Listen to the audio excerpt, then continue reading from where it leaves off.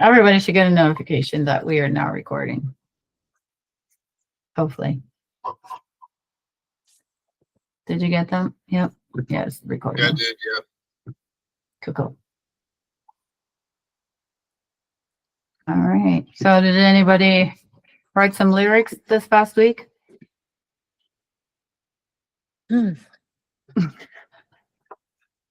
Think about some lyrics? Did you think about some lyrics? I'll be honest, I didn't get much done myself, so it was a pretty shitty week. Yeah, me either. Sorry to hear that. Such goes life. Yeah. Yeah, I think it's all the like comets and meteor showers and weird anomalies going on in the sky that's creating this weird energy. If you're into that sort of thing. Oh. Ryan, your guitar looks pretty comfy.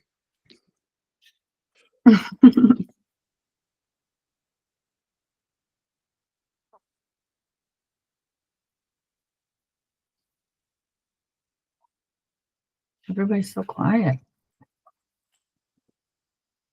Welcome back, Hannah. Thank you. Good to be back. Stress managed. Defeated. I did not get mine handled.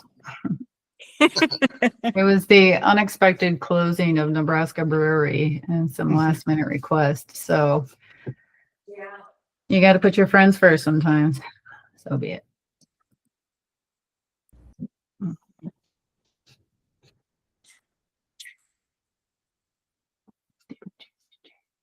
Trying to figure out how to work all of this Google stuff. A year or so ago, I tried to do like podcast stuff, and I used a StreamYard, I think, and it really had some advantages.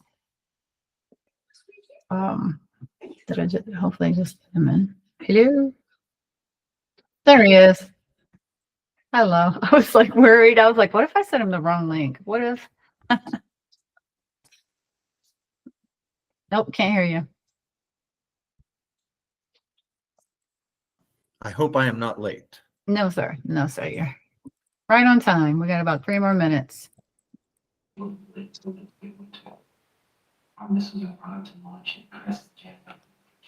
Steve, you're all kicked back. We hear your TV. Yep. You watching the nightly news? Right now?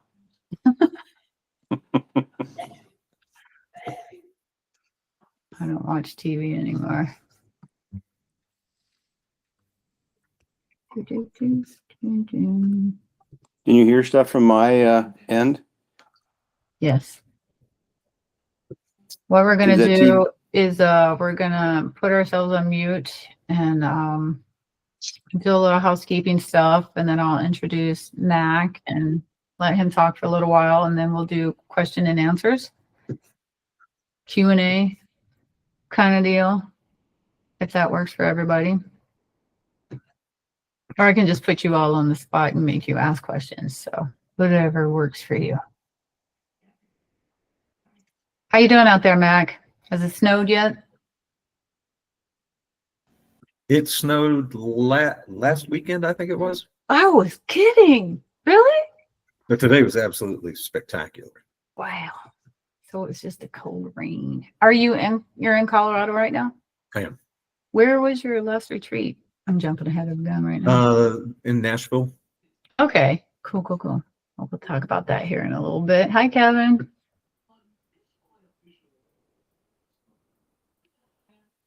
Glad to see everybody coming on board tonight. Hi, Michael. Hi, Bill. Hello, kitty cat. Is everybody from the Nebraska area? Yes, sir. Yeah. Awesome. This is our gang. That's awesome. That's great. In the future, we might open it up to, veterans and first responders outside of our group, but we're kind of still getting our footing here to see what works best for us first, and then we'll kind of expand from there, because I really do enjoy the opportunity to spread knowledge. Absolutely. Hey, and thanks for inviting me. You betcha. So we should have a recording going and some meeting notes going. So for the people who weren't able to attend, we can pass some information on to them and share our knowledge. And I'm going to go ahead and get started. Out of respect for everyone's time tonight, thank you for joining us. This is our stage 2 songwriting block. We have just finished our second week, I believe, last week of our songwriting sessions, which right now we are going through the book Pat Patterson's Writing Better Lyrics. You're familiar with that? All right. Well, guys, our guest tonight is Mack Bailey, and you've heard me talk about him. So I'm going to introduce him here in a little bit. But to make sure that, we're able to hear each other well, I'm going to ask you to go ahead and put yourself on mute. And then just when you go to speak, there's a little hand down here and right next to your red button. And when you want to ask a question, you can just select that and your hand will be raised. And then hopefully I will see it and call on you. And then you can click it again and it'll take it off. So that's helpful. Also, there's a comment section here. If you scroll all the way to the right, we can type messages in the comments. So you can also put questions over there. Don't think I have anything else. Are we ready to get started? Yes? I'm very happy to introduce Mack Bailey, an award-winning songwriter and board-certified music therapist. And after a career as a professional touring musician with the Limeliters, a musical tribute to John Denver and the Hard Travelers, Mack earned his master's degree in music therapy with a focus on neurological music therapy from Colorado State University. Mack completed his internship at Children's Colorado Hospital in Aurora, working in the psychiatric unit. Mack's combined passion for communication and expression, along with his desire to learn more of how the brain works with music, drives Mack's dedication to researching new techniques in addressing music and the PTSD brain with military veterans and at-risk populations. He achieves this through his nonprofit organization, Music Therapy Retreats. Welcome, Mack Bailey. Thank you for joining us. Good to see you again, Taylor. Good to And great to see meet you. everybody. This is a great group. Yes. Wonderful. Yes, everybody has heard me talk about my retreat over the summer. Mack and I actually met probably about 2 years ago, and he extended the invitation. It just hadn't quite worked out where, I could attend. But this summer, I was able to go to Carbondale, Colorado. Guys, the most beautiful ranch ever in the middle of the mountains. It was very picturesque. I felt like I was in a movie. The one complaint is it went by so fast. It went by so fast. I could not get enough. I was staring at Aspen and Snowmass, and I can't remember the name of the mountain. Mount Sopus is a big one right outside. Sopus. Right. So just picture that. And then I got a beautiful guitar out of it as well. So Mack Bailey, a lot of us do struggle with post-service challenges. I myself have spoken quite openly about my PTSD challenges, but there's post-service identity collapse and post-service disconnection. And so we find later that we, maybe our brains aren't working as well as they used to, or, we can't get ourselves out of the funk, what have you. I'm very interested in learning more about the neurological impact of music on our brains. I'm handing this over to you. Tell us what you know. Great. I had been a touring musician, been a singer-songwriter for a very long time. And the band I was in at the very end was an old folk group called the Limeliters. And I still do perform with mostly with tributes to John Denver. I had a chance to sing with him before he died. But when the economy fell out and all of a sudden we found ourselves, it was like music was becoming work. And I never wanted that for my personal music.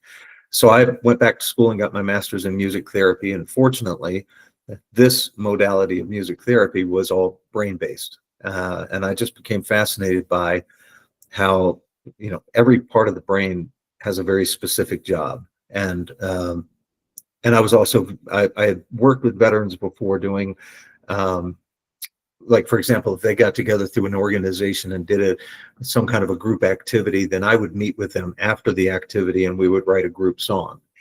And we know music gives you a positive, that you're going to get a response from music. I wanted to know the why more than anything, because I wanted to know how to be able to make it happen every single time.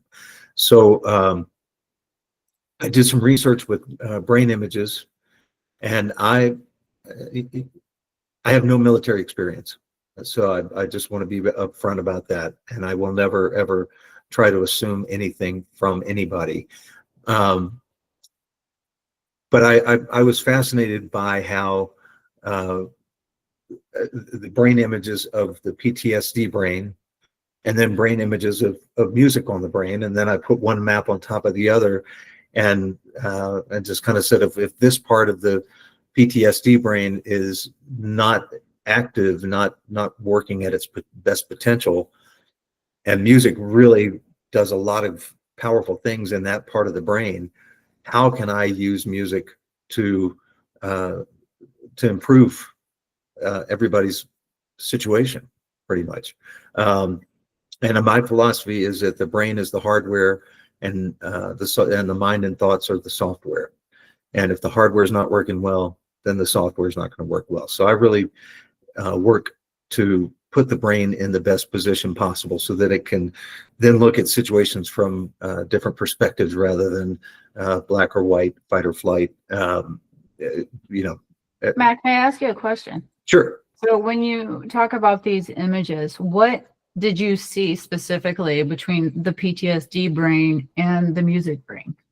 I was always focused on cerebral blood flow, because I think that's the one thing that we all have in common that keeps us alive.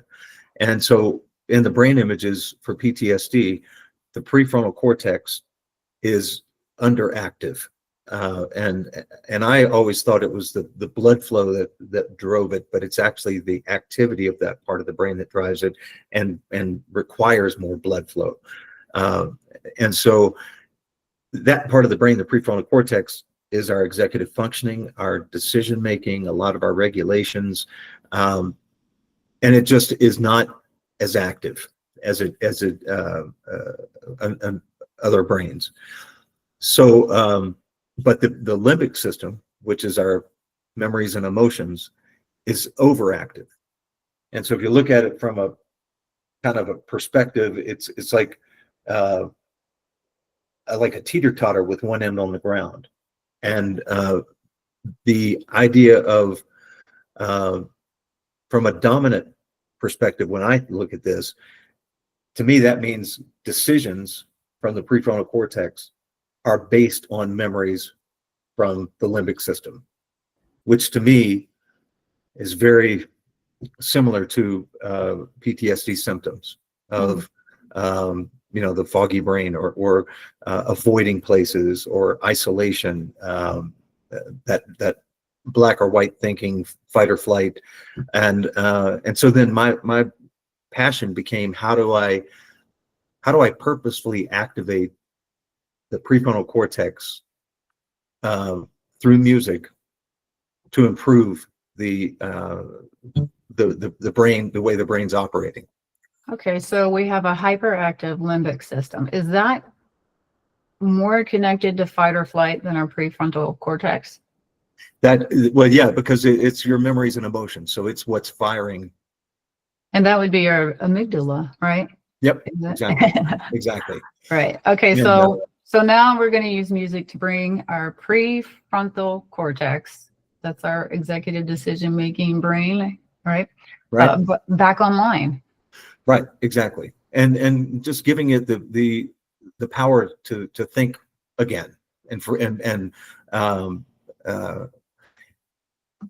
we are using it all the time, but I think just from looking at brain images, and we actually funded a brain image that showed us exactly what I'm talking about now, and we want to continue doing more of these brain images.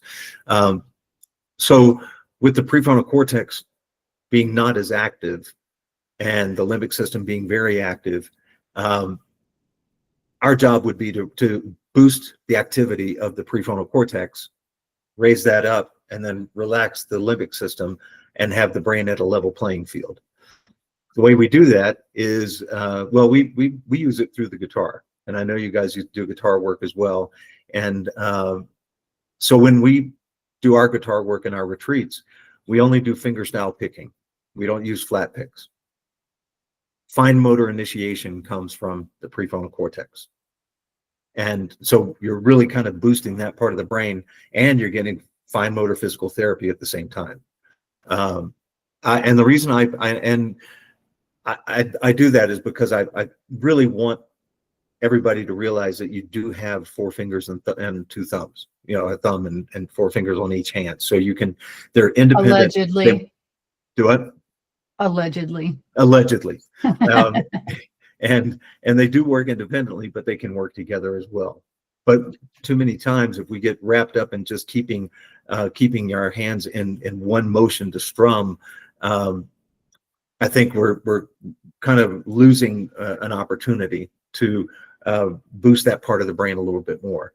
The other thing that we do is when we don't really work on chords as much as we do single note tab. So if you guys are familiar with tab and how that works, you're learning music without having to learn music. But most people equate that to learning a new language. New language acquisition comes from the prefrontal cortex. So within that, we're really just targeting that part of the brain through these exercises. The other cool thing about the guitar is that the guitar when there's no one else there to talk to, the guitar always listens. And the guitar listens in the mood that you're in at the time. So if you're feeling down, it's gonna feel down while you're playing. But it will also guide you to playing something a little more, it will guide you to different ways of playing music. But you start off how you are. And that is a music therapy principle that we learned called the ISO principle, which is you meet the client where they are. If somebody's feeling very down and depressed, you don't just come in singing happy songs. You meet them where they are, and then you move from there. So that's kind of the object of with the guitar, is if you find yourself playing and you're going to play how you're feeling at the time, and or it's going to definitely have come out that way. So that's the guitar part. And I really do believe that is what works on the brain the most. Then when we get to the songwriting part, of course, we tell people, you're not here to write a song. All I want you to do is have a conversation with the songwriter. I don't know if anybody's had this experience of, it could be friends, family, anybody, where they end up listening emotionally. And you know, if you share something, they respond emotionally, and then you find that adds to not wanting to share that anymore. So you keep it inside. Songwriters listen lyrically. So they validate you immediately in your conversation. You know, for example, if you share a line and a family or a friend might be like, oh my God, I can't believe that happened, or I can't believe you had to do that. I can't believe you experienced that. And that just, you know, that's not what you want to hear at the time.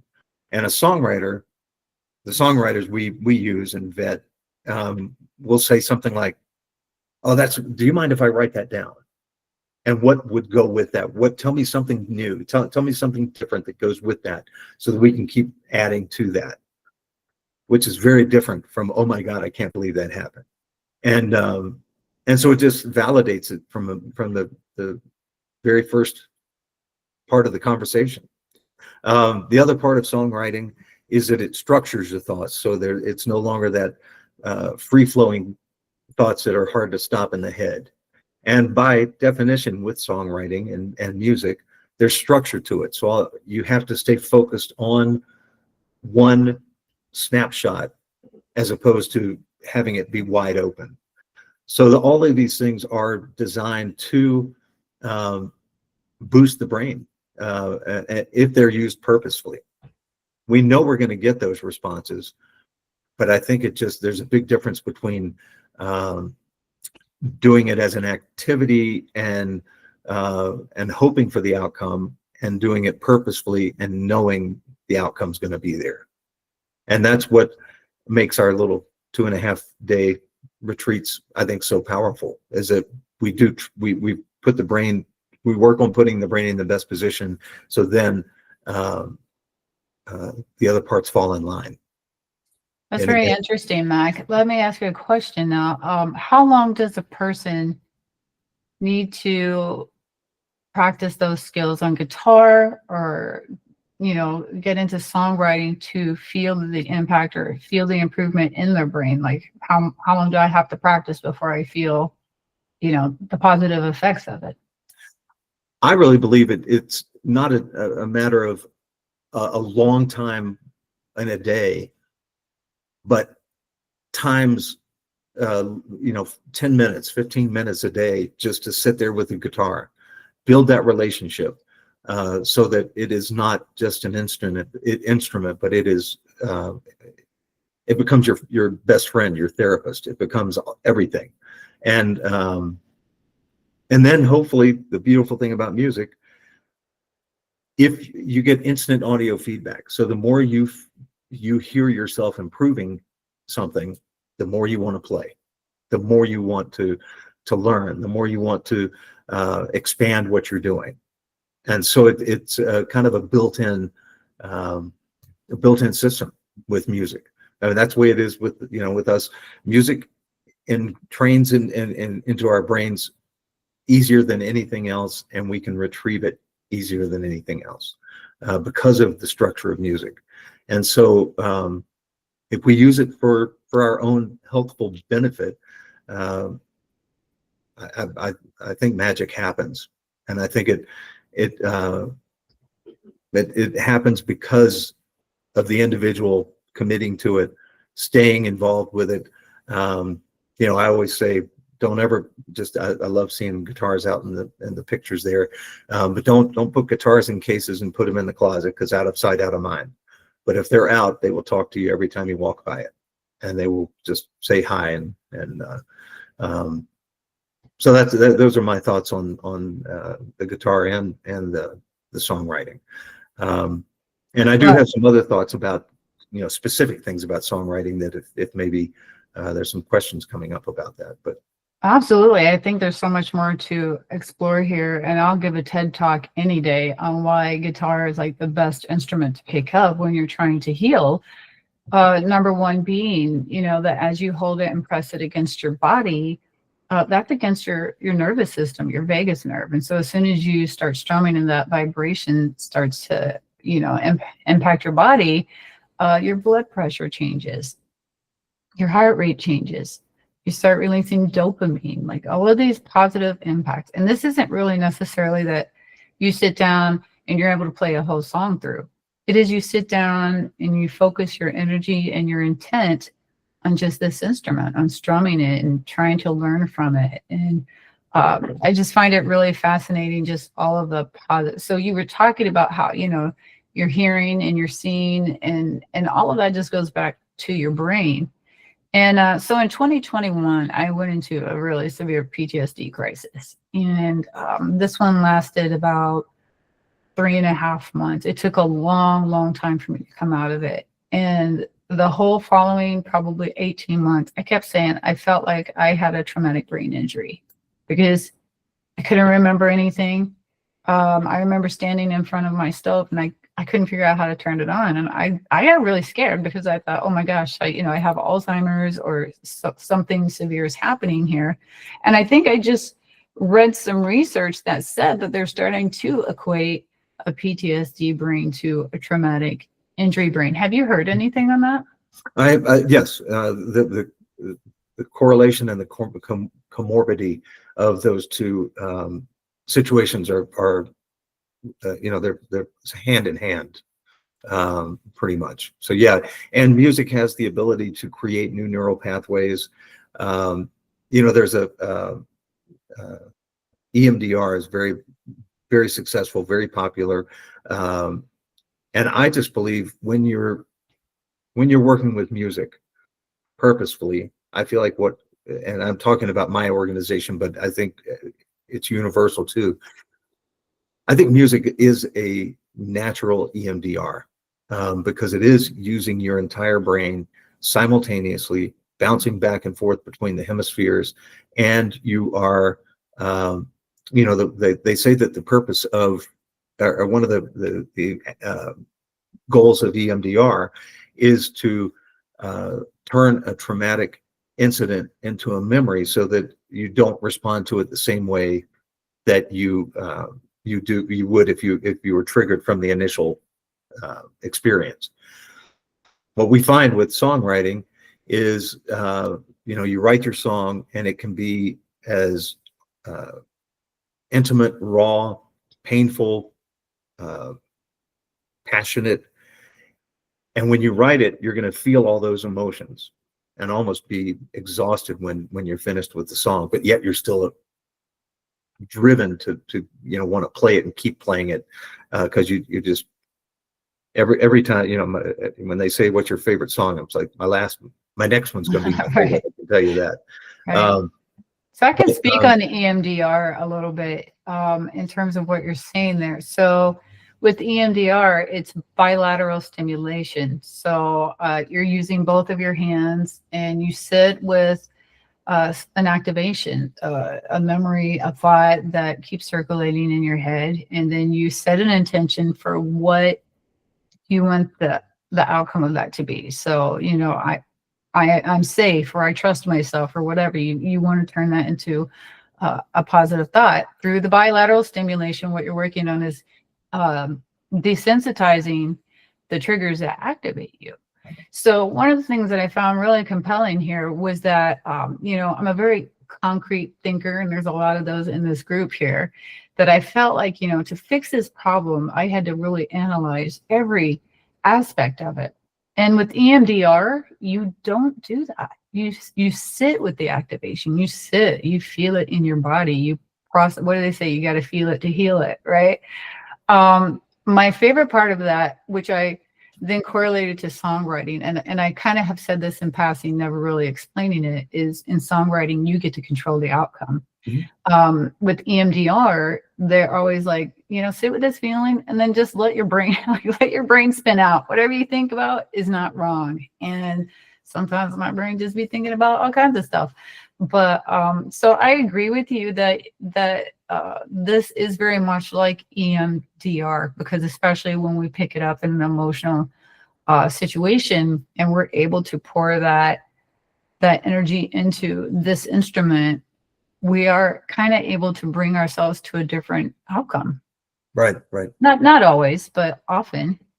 And the other cool thing about the songwriting part is, you've invested these emotions and your energies into sitting with this and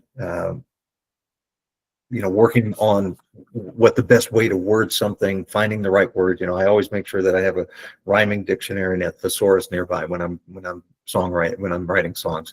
And so after the song is finished and you hear it for the first time, it's still going to be that raw, intimate feeling of, wow, that's really a tough story. And I remember sitting there and reliving all of it to get the story right. And then the second time you listen to the song, you're going to find yourself going, I really love the way the melody does that. And the third time you're like, man, that guitar part, there's something about that guitar little thing they do there. All you're doing is adding degrees of separation from the trauma itself, but you haven't changed the story at all. You're just changing how you hear it, how you share it, how you live it. And it happens naturally every single time. So if that can happen with a traumatic, if we're writing about our traumatic, life, what happens when you're writing about joyful ones? Am I going to get separated from my joyful feelings? Because I need those. No, I think it's always aiming towards that positive. I think to me, that's the way I always see it, is that music, music can make us feel sad. Maybe, you can hear an orchestra piece and start crying, and even though there are no words. So there's no story that goes with it, but you get wrapped up in the emotion. But it's still a positive feeling, you know, when after hearing music, unless it's a style that you don't care for, which is Well, if totally somebody's forcing you to write music, hey, right? This group's right. they're kind of hating on me right now. So to your point, what you're kind of saying here, I actually went through that myself. There was a very short period of time where I lost a lot of people unexpectedly, and I was carrying around a lot of complex grief, and I didn't know what to do with it. You know, I just thought I could get over it. Enough times passed, I should just move on, and that wasn't working. Been doing a lot of EMDR, and I'm a tough nut to crack here. You know, we're still peeling back layers.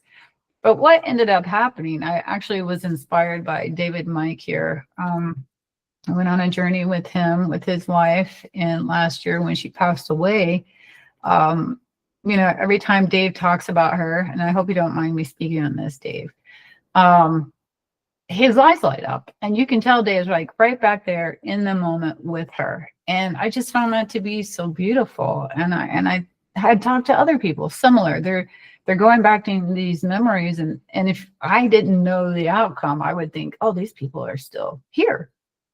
So I ended up writing a song called I Talk About You, and in it was where I kind of put all that complex grief, a little nod here, a little nod there to the person that I loved, to the person that I missed, to the person that I wanted to remember, which is a universal topic. We all are going to go through that. And so by doing that, I was able to do, like you just said, kind of separate. I was kind of able to put that emotion into that song so that I don't have to carry it around anymore. I kind of got it out of my head and onto paper and into the music. And that really helped me heal from that. I totally agree with all that. And I songwriting is great when you do it by yourself on your own, and it gives you a chance to be honest with yourself. And but when you co-write, you're just getting different viewpoints, and you know, it's not right or wrong. It's you know, does it fit? Is it clear? Is it accurate? Is it what you would say and how you would say it, kind of things. And so and you have somebody to throw it off of, you know, back and forth off of, so that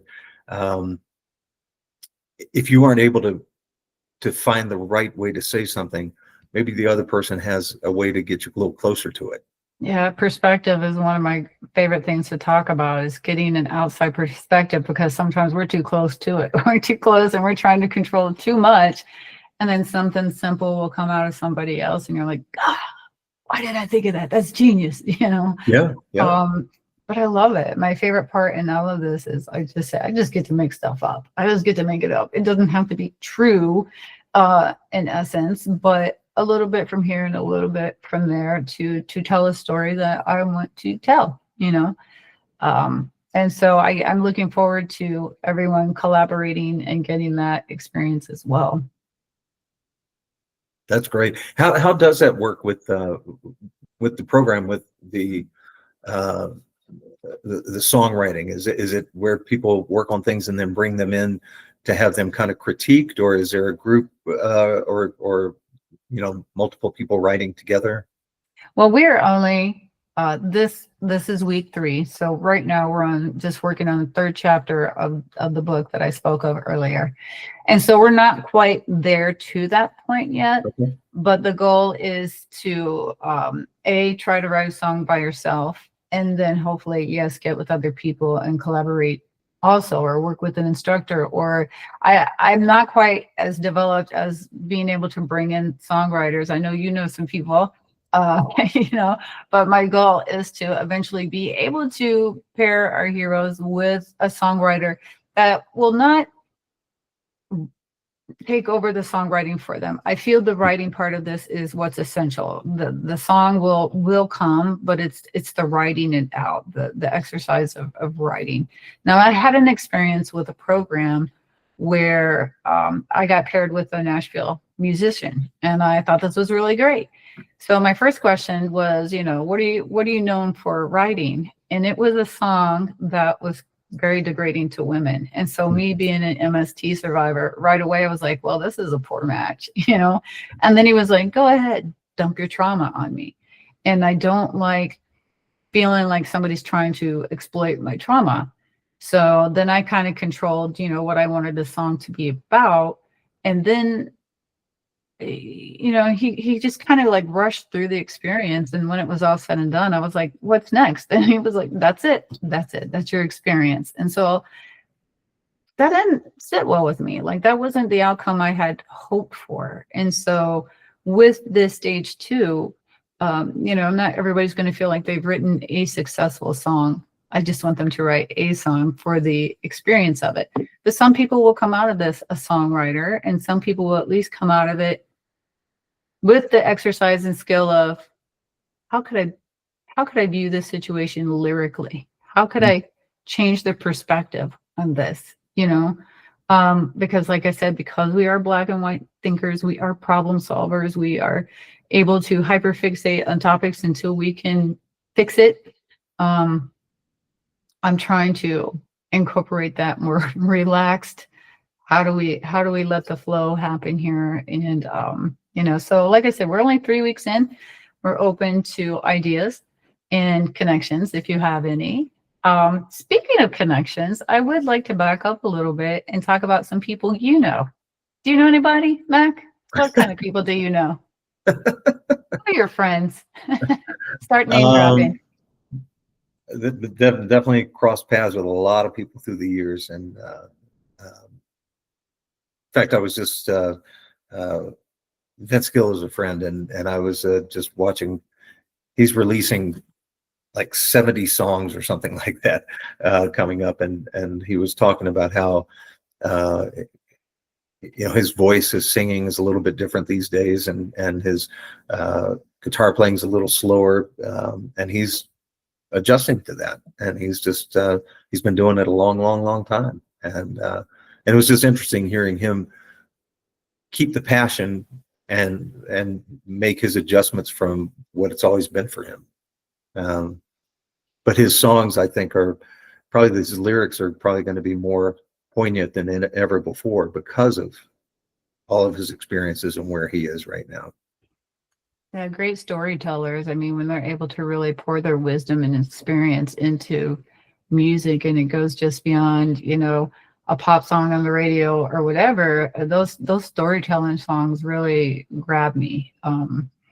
You know, not everybody gets a person there in their life that can pass on wisdom on how to deal with life. I know you told a couple of stories about you and Vince Gill. Do you have one for us?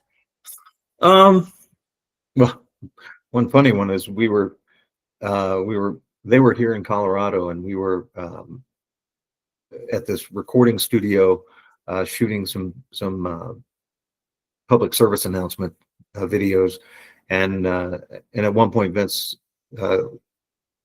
came over to me. He calls me Mackie, and he said, Mackie, check this out. And he hands me his phone, and it's him singing John Denver's Grandma's Feather Bed at the age of, and Vince is singing it at the age of like 15 or something like that. And so I thought it was really cool. I'm listening to it. And then I said, so, you know, do you read music? And he says, I don't read a note of music. And I'm like, how in the world do you play your solos? How do you visualize music? And he said, you want a guitar lesson? And I start looking around for any cameras or who's who's playing a joke on me here. So I'm like, absolutely. So we go back, and I'm going to be flat out honest with you and say that I don't remember a whole lot of what he said, because we were having so much fun, and I was just in awe of watching how he did everything. But it was just a very cool experience to just hang out with him and watch him play. And he's such an authentic, genuine person, really is. So you came into contact with them through Challenge America? No, I knew them before. Oh, before that. Okay. Yeah. Okay. So you started out in Challenge America, if I remember correctly. Yeah, that was the first retreat we did. Was the first I was with them for 2 years, I guess. We just had a difference of how we viewed things. I was really all about the therapy, and so we had a difference of what our goals were. So I was with them for 2 years, and then broke away and started my own. Got my own. Right. So going into that, I was trying to lead into that. Tell us about your program. Yeah, so it's 2.5 days, and we start off with a dinner on, say, Friday night, and it'll be at the location so everybody can see where you're going to be. We have a great meal, usually barbecue or something like that, and then the purpose of that, this goes back to what Taylor was saying earlier about one of her experiences in Nashville, is that I'm having conversations with everybody and learning not only your communication style, your emotional style, and your music style, but just, trying to learn as much about you as I can. I already know my songwriters, so that night I'm doing the pairings in my head and visualizing how these two people are going to have an amazing conversation, and it's just, to me, it's probably the highlight of every retreat is that first night of doing that, putting that much energy into it, because you're only going to have a limited amount of time to be with this person, to have a conversation and get to a very meaningful place. And so I want to give you as much of a leg up as I can, and just make it so that you're comfortable with each other before you even realize you're with another person. And everything's going great. You're learning guitar, you're learning how it's impacting your brain, and then he does something awful, guys. He makes you sit in a circle. We really gave you grief over that, didn't we? Yes. And what did you have us do in the circle? If I remember, you had us close our eyes, which is way worse. And now everything is worse. Hypervigilant people with their eyes closed. I did. I start off with a deep breathing led by music, and it just gives what I do is, let's see, do I have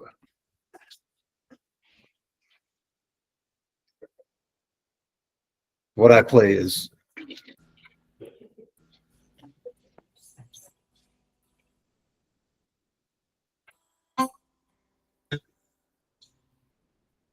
Oh, it's not really coming through. not coming through there. Sometimes No. it works on Zoom differently and all this other stuff, but Yeah. I It's don't know Google. if I have the right setting. But it's you follow the music as the notes go up in pitch. That's how when you inhale, and then as the notes come down in pitch, you exhale. And it just I think for me it just kind of slows everything down, and you're listening to the music, you're letting the music guide your breathing, and I'm not really a believer in counting. I know box breathing is valuable for your life safety, but for me personally, if I find myself trying to count while I'm breathing, then I just forget one or the other. I just go, and that kind of defeats the purpose. So I like to breathe until I'm full, and then exhale till I'm close to empty, and then it just slows everything down for me. And then I also equate that to the fact that all music has meters, so you can listen to any music and inhale while you're listening to the music. When you get full, exhale down from it, but there's still this sense of a beat that's happening, and so you can do that with any music that you like. I do like to point out, though, that if you like bluegrass music, I recommend that you kind of double how long you hyperventilate. That's just my opinion. Right. Because the intention is to slow your breathing down. That's fantastic. So one thing I did want to say about the songwriting, because I know you'll be getting into that, and really the basic is it's like journaling. So you want to be writing, and you want to be authentic and honest with yourself. but don't put pressure on yourself that you have to write a song, because that's when it's going to fall off the rails. Is you're gonna if you put too much pressure on yourself, every single line that goes through your mind, you're gonna play devil's advocate and say, oh, that's been used so many times. I think another hang up is we're focused that it has to rhyme. Right. Yeah. You have perfect rhymes, you have imperfect rhymes, you have similar rhymes, similar sounds, or whatever. And that's what I love about a rhyming dictionary, because it'll give you close rhymes, things like that. And whether you use it or not, hopefully it sparks. The more you kind of research and use tools like that, the more you're thinking, the more you're going to put the energy into it, and that's a good thing.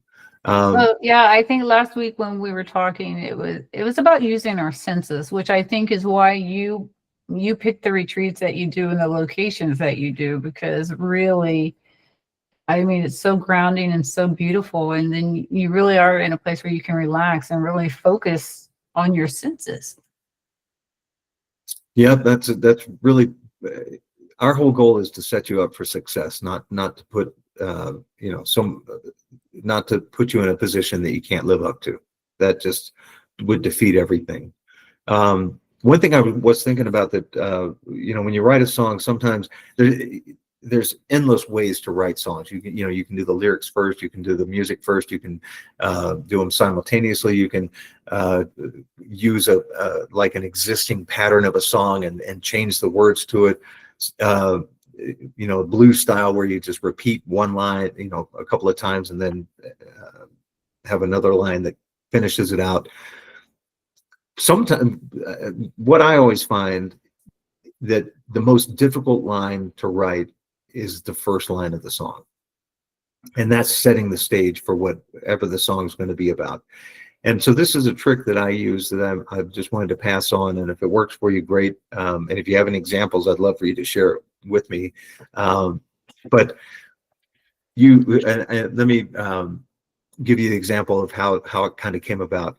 I did a songwriting class with a high school creative writing course, and did it for many years. And most of the time we would write their graduation song, or their getting ready for summer song, or something like that. And this particular year I came in, and it was the beginning of the year. And so I come in and I introduce myself, I play some songs just so they understand what I do. And then I said, okay, let's think about, what we'd like to write about. And I always tell groups that, we all work together, and if you throw out a line that is not used right away in that song, do not feel like you don't have a part of that song, because what you say, even though it doesn't get in the song, may inspire somebody else to say something that gets in the song, but that line would not have occurred without what you said. So it's as much ownership as anything. So you just have to be engaged and add your thoughts. So we were sitting there, and I said, so what would you like to write about? Everything got really quiet. One student raised their hand and said, we'd like to write a song for a friend of ours. His name is David, and he was killed by a drunk driver right before school started, a week before school started. And so we sat there, and I looked at him and I said, if you guys want to go there, I'll go there with you. But, we just have to have a couple little rules. And number one rule is that David is shown in the best light. We're not going to bash him. And so we start talking about it, and they're telling me all about him. And so we're writing it. I think we had the chorus down at some point, but we didn't know how to start the song. And so I just looked at the group and I said, okay, I'm going to ask you a favor. What I want you to do is realize that all of us are going to see a movie, and this movie is about David. We know that this movie is going to be about David. So we're sitting in the theater, lights go down, the screen is closed, the curtains are closed. Then the curtains open. What's the first image you see? And for this particular one, it was the line we used. Somebody said how long the line was wrapped around the funeral home for his service, for the viewing. And so that's how we started it. Here I am standing in a long, long line that I never thought I would be in. And sometimes that can be finding a way to get that first line to help set up everything else is, it's not the most important thing, because you have the chorus, you have the hook, you have the style, everything's important. But that first line kind of determines if people are going to keep listening, and I'm not every song. Definitely want to stress that not every song is written to be heard by anybody else. Songs can be just for you, and that is just as beautiful as having them heard by anybody. What I do find is when people get a chance to write a song with a professional songwriter, or even on their own, and they do write this song, and it feels to them like it's captured everything that they want to capture. You've now changed the narrative of how that story has been in your life, and most people then want that song heard. All of a sudden, there's a different ownership to every aspect of it, and it's really very very powerful to observe. I love it. Well, thank you for sharing that, Mac. I want to hand this over to the crew here to ask you questions, but before I do so, how do we get involved in your retreats? Who can sign up? How do we get there? What do we need to know? If you go to the website, which I saw you put that in the chat group, it'll say contact or something like that. That email will come directly to me, and we will start a conversation. We do have a relationship with the Wounded Warrior Project. They help us with some aspects of recruiting. So if you're a member of that, then it doesn't mean you have to be. It just we do a lot of partnering with them in around the country. But if you get in touch with me, you and I will get a conversation going and make it happen. Now, do I have to be a veteran? We have some people in our group that aren't a veteran or a first responder. Is this available to them as well? Absolutely. We started with veterans. We now actually partner with an organization in Nashville called Thistle Farms, and they support ladies who have been with addictions and prostitution and sex trafficking, and we're hoping to get more into substance abuse. My reasoning is trauma is trauma is trauma. So if it's it doesn't matter what your story is. I want to help you gain ownership of it. Right. I will say though that like when I went, it was a veterans retreat. It wasn't, and we do keep if you're a veteran, we keep you with veterans.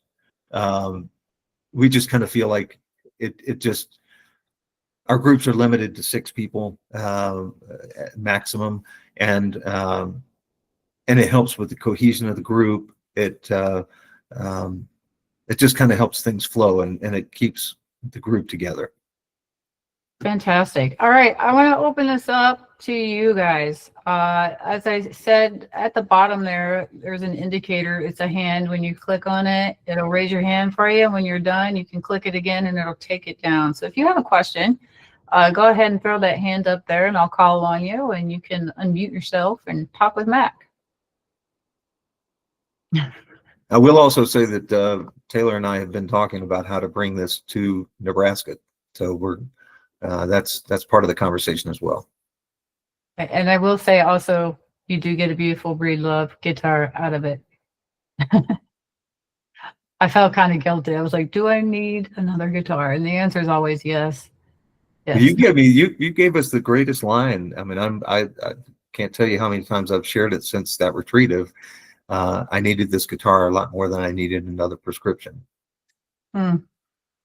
I don't remember saying that. It's a very powerful statement, and but that's not something that I can say. You know, that came from you directly. So, David and Mike, do you have a question? Unmute. No, I was just looking at when you mentioned the finger picking works on the prefrontal cortex. I never realized that different types of picking would work on different parts of the brain. So I was sitting here Googling what does jazz do with all different types of music, because I do like Yankee Doodle Dixie by Chet Atkins. And what does that do? That's all both hemispheres and coming out of my ears. I think it's amazing.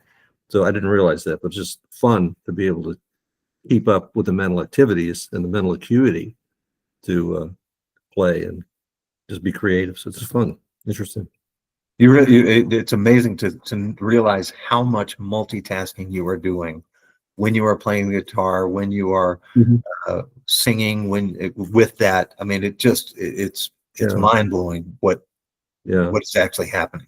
Yeah, I joke about it because I play with two songs, two with this hand, two with this hand, and keep it all together in my brain. But I can't play the songs individually. I have to play them both at the same time, and it's just incredible how I noticed there were some studies that talked about the male brain works like at one hemisphere at a time, usually probably at a pinpoint, but but the female brain works on both hemispheres at the same time. But music is one of the only activities, from the very few activities, that lights up both hemispheres of the brain in anyone that gets involved in music. I thought that was incredible as well. So did the neurological side of it plus the blood flow, is that what you were looking at when you were doing the studies and the overlaying? So Yes. both work together? Yeah, I always kind of felt like I looked at it from the blood flow first, and I kind of felt like when we experience trauma that maybe because that part of our brain is kind of reasoning, and most trauma goes against reasoning, that it would kind of constrict the blood flow in that part of the brain, and then music had the ability to dilate that blood flow. Wow. So that was kind of my hypothesis, and I talked with a lot of neuroscientists, and they pretty much said, we totally agree with you, but you put the cart before the horse. So it's not that the blood flow creates the activity requires more blood flow.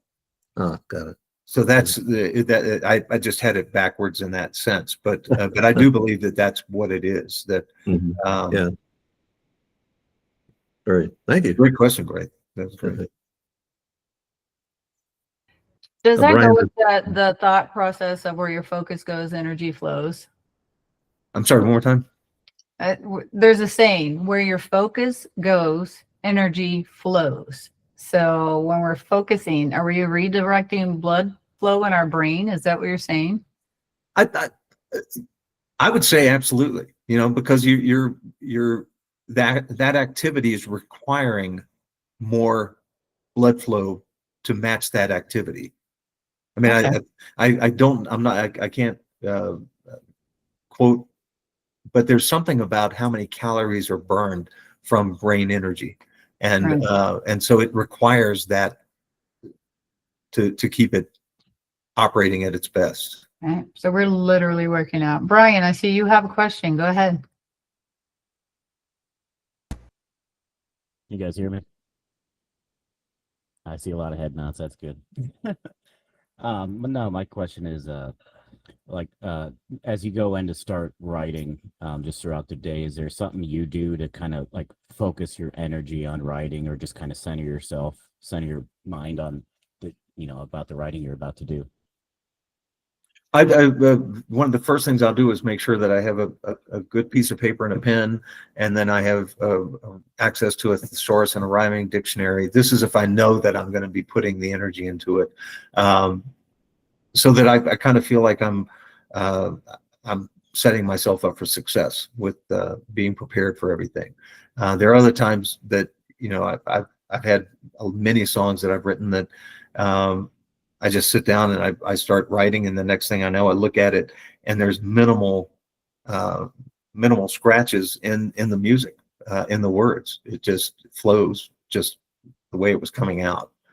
And that's, I think part of songwriting is that focus and that attention to make sure that you stay focused with that one snapshot and don't allow yourself to go too far away from where you are, what the theme of what you're working on. It's the other thing about songwriting is any song is just one song.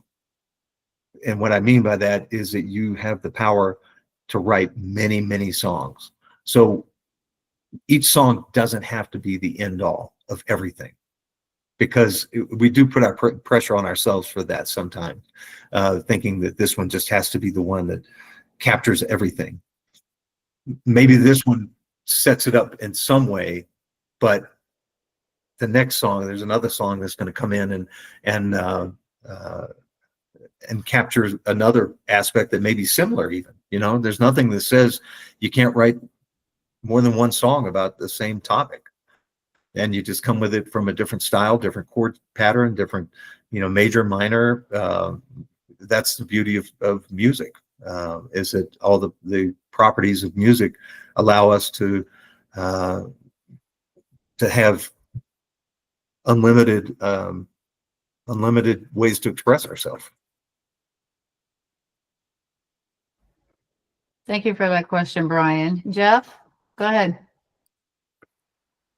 Yeah, I had a question. So when you're trying to write a song, and maybe especially if it, maybe if the concept of what you're wanting to write about comes from a place of trauma or a certain feeling that gets presented to it, do you first like maybe write out about the experience and what you're trying, the idea that you're trying to come up with first, rather than trying to match, like you said, rhymes or words that go together and stuff like that? Do you just basically kind of get out the flow of what you're trying to get into the song first, and then try to go back and maybe like, oh, okay, well, this word needs to be swapped out with this word because it rhymes better or something like that? Like, what's the, I don't know. Great question. And absolutely. I think, getting a framework of what you want it to be about, I think is excellent. What can happen in the early stages of writing songs is sometimes you can almost fall into like a Dr. Seuss kind of pattern of, I'm in the rain and I saw a train and I'm feeling pain and so you just rhyme anything and everything. So I think the structure, whether it's an outline structure or a journalistic structure, kind of helps you tell the story. And not every song has to be a story song, but I just think when you're writing about trauma, I think that story songs are incredible, because you can tell the story as it happened, and you can change the ending of songs. If there's, if you wanted to change how you handle the situation, you have the power to do that. And it doesn't, those things are not right or wrong, but it definitely allows you to make that decision of, is that where I want to go, or do I not want to go there? But I think that's a fantastic idea to help you keep within the framework of what you're going to be writing about. So as you're telling that story, is that, I guess, therapeutic in itself, just to kind of get it down on paper and kind of get it out there in that song, and then you start singing it, and each time you sing it, you kind of, I don't know, I guess relive it a little bit or something? Is that therapeutic in itself to from that aspect of things? One of the reasons that I started my organization is that many years ago I was in a marriage that I was not happy in. I knew I'd made a mistake on my wedding day, and my life just I didn't like myself. I was not in control of my life. My life on stage was up, and when I came off stage, it just crashed to the ground. And I I came up with a plan. I was going to end my life because I was like, if this is life, I really don't want it. It was just a roller coaster I couldn't get off of. And at the 11th hour, I wrote a song, and the song is "Just Because You Can't See Me Doesn't Mean I'm Not There," and it was basically my eulogy that I was writing. And after I finished writing it, I mean, I credit that song with saving my life. So yeah, and when I would perform it, people would, say, "Oh man, I know exactly what you were singing about there," thinking it was about somebody else I'd lost or something like that. And I just would agree with them. And finally, when I became a music therapist and I realized I wanted to work with people, I realized that I have to be authentic with them if I want them to be authentic with me. So that it does, a traumatic event, it's going to help structure your thought about, as you write it, it's going to help you structure your own thought about it. And then if you get a chance to have it played or heard, it then it helps normalize it for you so that it's not something you're not in control of. All right. Thank you for that, Jeff. That was very good questions there. And I think there's a term, we talk about transformation a lot, but there's also another term called transmutation. And I think that that's what happens when we take our stories and we pour them into a song and we change the outcome. Jake, you have a question. Go ahead. Yeah, I was wondering about the timeline for writing music. Something I'm working on in therapy is writing down like traumatic events just as a way to get it out. But what I find is that I have a lot written down, but I have like this level of fear of returning to it. So I feel like I have like half written songs, and I was wondering if that's something that I should look at, just starting to turn them over. I think I love the idea that you have just a bunch of unfinished aspects that for whatever reason. I personally feel like once you start writing them down, you can step away from them and then you can come back to them. And depending on how you're feeling it, it's like following the current of a river. So if you write it down and when you come back and look at it, if it still grips you in that really bad way, you navigate away from it a little bit or have other coping skills, deep breathing, mindfulness tools. And if you find that there's one of these unfinished writings that all of a sudden when you read it, if you notice, well, I didn't kind of respond to it the same way I did, then maybe that's a good one to sit with for a while and really explore. But you're the one who's in control of that. Nobody's going to be the one to tell you that you should be doing this or should not be doing that. It really is. I from my own personal experience, like I just shared, there's an element of liking ourselves and loving ourselves, trusting ourselves, and forgiving ourselves that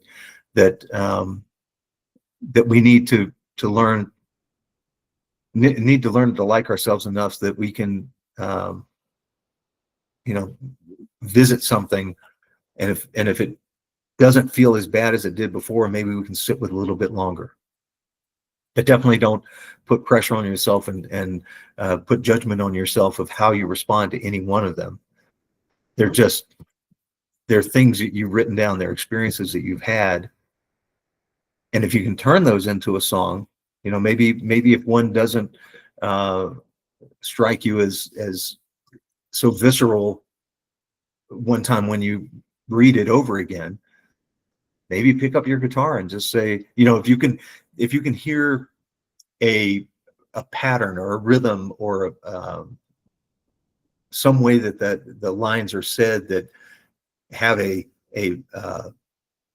structure to it, then you can just pick up your guitar, just strum a chord and say the lines. You don't even have to sing anything. You don't have to create a melody.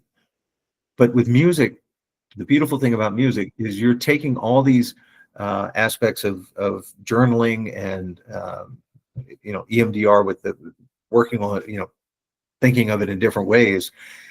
And with music, all of a sudden you have it's power dimensional, because you're adding emotion through dynamics. You're adding urgency and intention, and you're adding rhythm, and you're adding tempo, you're adding volume, you're adding all these different elements that music offers that helps you paint that picture exactly how you want it to be portrayed. Right, because then it becomes more about the song and less about you. I mean, you put that down on paper. Like that, yeah. But then it's about like, I've got to, and then you're looking at things through different perspective. And I think for me, at least, it took healing in layers for certain things to come out, so even just getting it down on paper and looking at it and sitting with it is step one. I would argue that is just step one. Jake, that was really good. Thank you. Stan, what is your question? Hey guys. So while Jake was talking and earlier when Taylor was talking, I'm in school now to be a therapist, and we actually just went over what you're talking about earlier with the right brain, left brain stuff, and how music is connecting both. But what Jake was talking about earlier, I went through pretty intensive cognitive behavior therapy, and a lot of us here have done that, where you're writing a lot. They give you a lot of freaking homework, right? And so the purpose, I think, of that, for me at least, it was that my thoughts were just a thought. And like Taylor was saying earlier, I call it enjoying the suck, but setting in the difficult feeling that you're feeling. And so like Jake was saying earlier, writing this down, now it becomes not this scary, powerful thing. Now it's something I wrote. Like I wrote it. It's not something that happened to me. It's something I wrote. And for me, trying to now write songs, there's certain experiences I don't know how to make rhyme and make where I'm just going to be sitting here strumming and talking about some horrible crap. I don't know that I'm there yet, but those are the best songs. Like Taylor was talking earlier, that the upbeat songs, let's play those. But those aren't the hits. I mean, those aren't the ones that make it to the top 10, right? We want that thing that has that raw emotion. And what I feel like we have as veterans or survivors of trauma, it's almost like a superpower we have, because we have now the ability, the capacity to absorb and feel a lot of heavy shit. And I think being able to have a place to get that out, for me, playing the guitar is like a mindfulness thing. I'm here in this room, my hands are on something real, then my mind's not somewhere else. And to caveat onto what Jake was saying, writing something down, for me, this is just what I do. Maybe this will help, but I wait 3 days before I ever go back and look at it. Because if I look back at it, like Jake was saying, right away, it still might have the power to kind of fuck me up, but if I wait a few days and then I look back on it, now I'm just reading words. They're powerful words, but I'm just reading words. No different than like reading Stephen King or whatever, right? I'm just reading these words, and I let them move me to, man, the guy that felt that, wow, and then I can go from there. It's almost like I have to disconnect from it a second. I don't know if that's healthy right now, but it is for me currently. But connecting those two sides of the brain, where I'm doing this spatial awareness with the guitar, but then the language and that kind of a thing, like you were saying earlier, music is a language all its own, is a wholly different side of my brain. I feel like connecting all of that, and then trauma from the past And now I'm in the present and it can't hurt me anymore. So much so I'm singing a song about it. like, you know what I mean? Like one of Taylor Swift's poor boyfriends gets to hear her sing some song, and I feel like my trauma gets to hear me sing songs about it. It's kind of like, ugh, so it's helpful for me. And maybe some of you aren't as vindictive as I am, but I like to kick my trauma in the crotch as much as I can. And for me, this is the way to do that. I'm going to sing a song about you, you It's interesting also with the, I love the way you were talking about, giving yourself 3 days, because another thing that can also happen is you may write down an experience of how you're thinking about it and remembering it right at that time.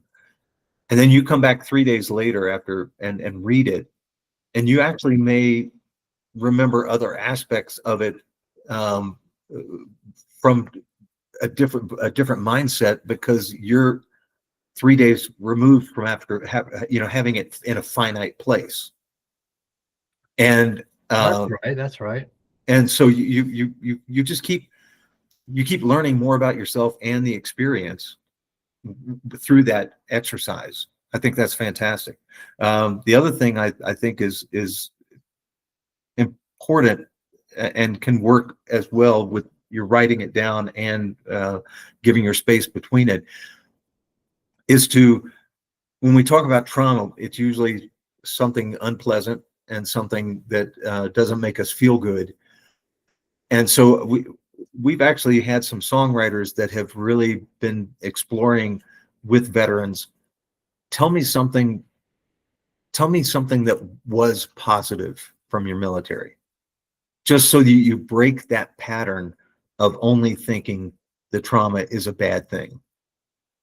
And so you're just bringing more of you into the story rather than letting the trauma be the script. Mac, I feel like where rumination is bad, this I think it gives action to it. So you're not just sitting somewhere navel gazing in your funk. You're actually like taking it, this thing, and making it useful. Yep. Like a hammer isn't great when I'm trying to hold a baby, but it's really great when I'm trying to, bang a nail into a wall. And so to me, before I was in therapy, I would ruminate on all this, and it was eating my lunch. With the guitar, and now trying to write songs because Taylor's cracking the whip on that, then I feel like it's bringing you to a point where it's not rumination anymore. It's purposeful. There's a reason for me revisiting this trauma, and it is to express it and let it out. The thing that was meant or could have ate my lunch and hurt me, now I can use for a positive. I'm not there yet. I sure hope I can get there, and I feel like I am. I have a question. Where are you in the songwriting when you're like, I'm not even an intermediate guitar player yet, and I feel like there's emotion that I'm wanting to express, and your simple D isn't going to do it. You're right. I need to develop skill to go along with this, to express that, Once again, any song you write does not have to be the perfect song.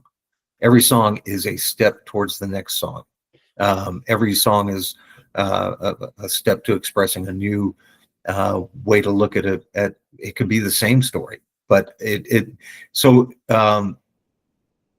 really important to acknowledge where you are in the process and embrace that, knowing that you are improving within those steps.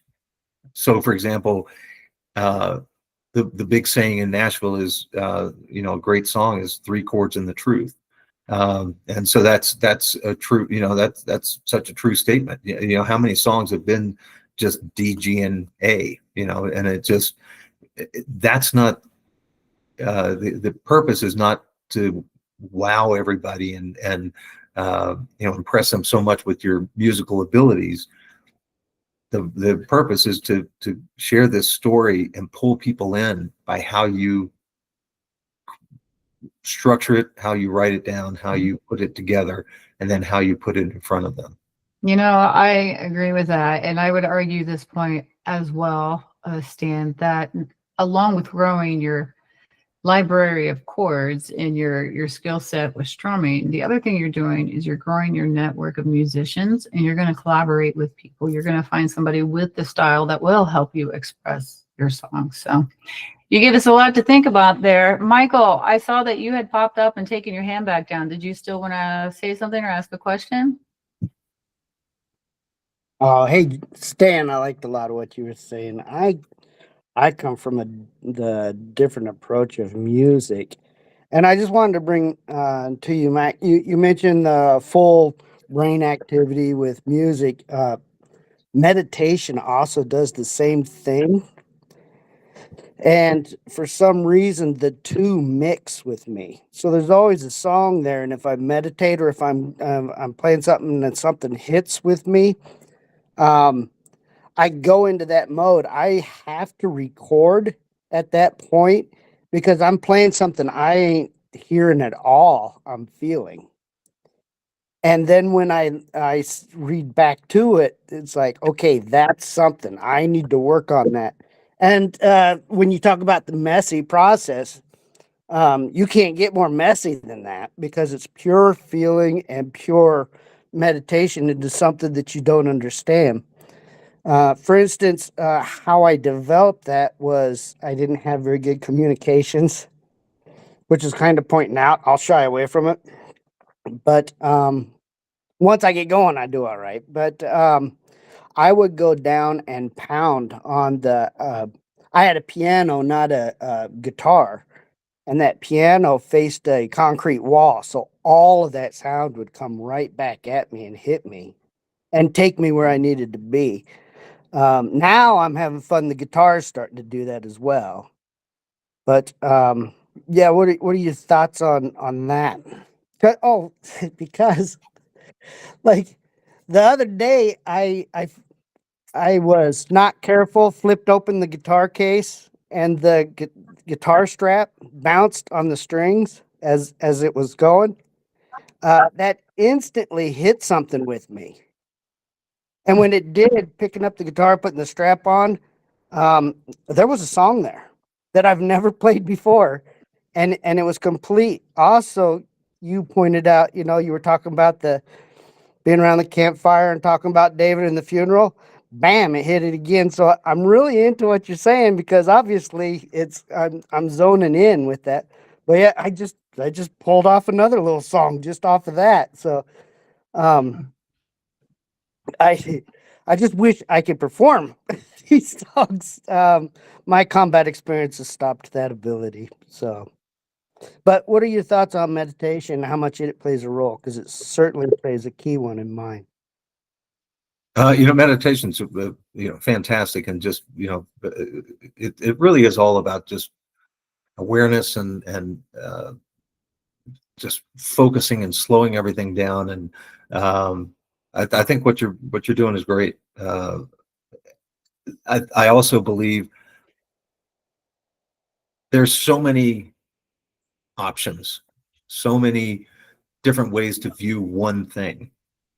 And there are people that are very excited about every aspect that works for them, and they want to share that, and that's beautiful.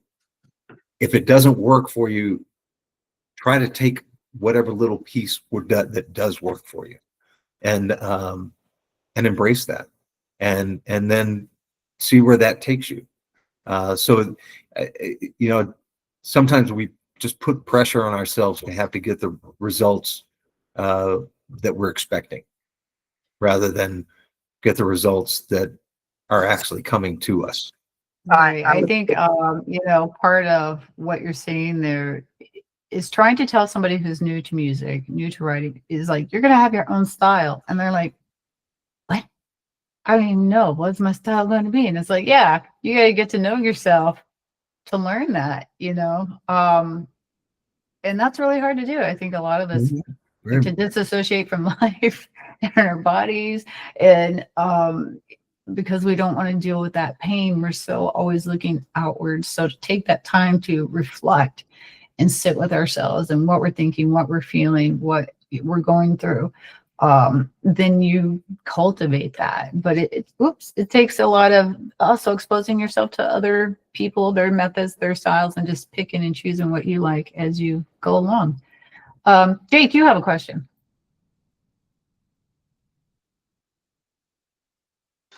I have a question. I know you touched earlier about the different parts of the brain that playing music affects. And so one of the things I'm always concerned about is that, I've wired my brain in unconventional ways due to traumatic experiences. And so I was curious, if writing songs is like working out, or if it's like a healing journey, in the sense that like in a workout, you have to do it like many times consistently to get results. Or really just the long-term and short-term effects of like brain health with writing songs. Absolutely. I think there's such brain health in writing songs. And when you if you have a favorite artist that you like and you listen to the different songs that they write about, and all of a sudden they came up with they present a song that hits you in a very powerful way. You always take it as the receiver. But if you turn that around and try to picture what the songwriter was actually going through when they wrote the song, you'll see exactly where you are right now. And they may have more music skills from experience than you do from, just doing it for a very long time. But songs are coming from the same place, whether it's coming from you, whether it's coming from a hit songwriter. They're tough songs that come from trauma that you may be aware of or may not be aware of. But that it's an expression for everybody. Thank you. Yeah, you guys are wonderful. This has been great.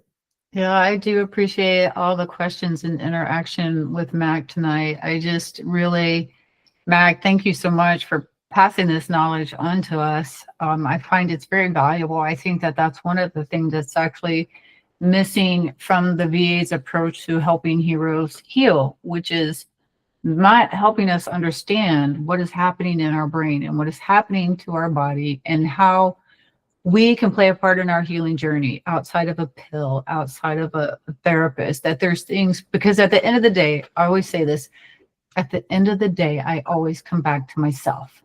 Yeah. What can I do there? And this whole Peer to Performer program is about that. When you come back to yourself, what do you want to see? What do we got to work on? Where do you want to go? What can you become? And you only find that stuff through pushing your boundaries and getting uncomfortable. And these guys are so brave that any of them are even on this journey with this crazy idea, because they're even already getting up and doing live performance. My theory there is the resilience aspect of this. I said, we're going to gently stress your nervous system, and it's going to have a positive outcome, and you're going to have community, and you're going to have resources, and you're going to kind of retrain your body here to understand that not everything is out to kill you. And these guys have heard me say it a million times. When you come into this program, the first thing you need to know is good stress is still stress, and a dysregulated nervous system can't tell the difference. So how do we learn to regulate ourselves? And, how do we learn to communicate our needs about what we need to regulate ourselves? And so this education has just been very eye-opening, and I'm a geek when it comes to neurology and the healing of the brain. Is there anybody else that has a question out there? Nope. All right. Well, Mack, you have been very generous with your time. And I really do thank you so much for your support that you've given me through the past couple of years. That's meant a lot. You've been very inspirational, and especially in the development of this program. I can't tell you, I'm overjoyed to meet you guys, and I'd look forward to meeting you in person. So we'll make that happen. Great. We look forward to the course. Wonderful. Thank you. Appreciate you taking your time. Thank you so much. If you guys would like to stay on and talk a little bit about songwriting, I will certainly sit here. We can go over that with you. If you have to go, I understand as well. Mac, you're free to hang out or go, whatever you want to do as well. I'm just thrilled. Just thrilled. This was such a great conversation tonight. Thank you for inviting me. Well, we'll have you back. Definitely. All right. Thank you so much. Good night. Good night. Good night. Good night, man. Wow. He's a Incredible. smart Hanging guy. out with Vince Gill of all people. Oh That's my amazing. gosh, like casually, bro. Yeah, Vince and I. He's when he was like in them, he was talking about Amy Grant and then all Oh, of the man. people they Oh, yeah, followed yeah, I around did with. too. Yeah. So they founded Challenge America. That was the nonprofit that they founded. And so if you recall, Guitars for Vets got involved with them. Well, I did that. I made that collaboration. Wow. And You did a lot somewhere- behind the scenes. Yeah. How did Wow. I came across Mac, actually though, not through that. I came across Mac because I did a program called God, what was it called? It was CAMO, Challenge Aspen Military Opportunities. And I was like, yeah, I want to learn to snow ski. I almost killed myself, but I did learn to snow ski. Saw the videos. But while I was there and people found out the work that I did, they were like, oh, you got to meet Mack Bailey. So there's two programs. One is the music therapy retreats, but as I understood it at the time, it was music therapy of the Rockies. So that's the retreat that he did in Colorado. And so everybody connected us, and then we just began talking for like 2 years, texting back and forth, and then finally this summer I was able to go out and join his retreat, and it was wonderful. And just I'm always one to push away. You guys don't want to hear this. Push away therapists, push away therapy techniques. Like the second that man put me in a circle, we were all like, oh God, this is like, and I was like participating in that energy because I'm like, please don't trap me in this circle, because I think my anxiety goes up super bad because I feel like, well, here we go. Everybody's going to start trauma dumping and I can't get out of this. And I don't want to participate, And so if you've already got social anxiety on top of it and you're already dealing with the stress of I just traveled or whatever, like that can be challenging, but like right away you settle in, right away. You meet new people, you hear shared experiences, and then the next thing you know, you're networking and this person's going to hook you up with that person. And so there's never anything bad that comes out of it. It's just another growing opportunity. And so I highly encourage you guys to check out the retreats, to get in touch with Mac, to explore just, an opportunity to go meet him, or you can invite him out here to Omaha and have him do a retreat out here. And as he was saying, he works with Wounded Warriors, and what they've done is they've sponsored retreats. So we could find somebody to like sponsor a retreat and have them come out here to Omaha. Yeah. So those are just some thoughts there. I really do appreciate you guys coming out tonight and just participating in that conversation. And I hope you found it valuable. Cool. Yes, I did. You're cool. You guys are awesome. We're trying to do better with the communication and getting these opportunities out with you guys. We're still growing. We're still developing. This is year one. We're minimally staffed here. We're looking for people with all kinds of skills. So if you're someone fluent in technology and apps and updated how calendars run and all of that, we could use you. There's a lot behind the scenes that we're still putting together.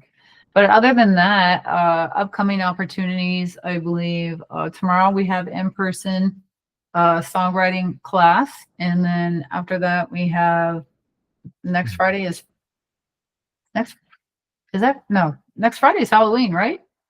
Oh my God, how is this month over already? Yeah. Holy cow. All right. Okay. Hey, So Taylor, what time is the class for tomorrow, the in-person? okay, it's 10.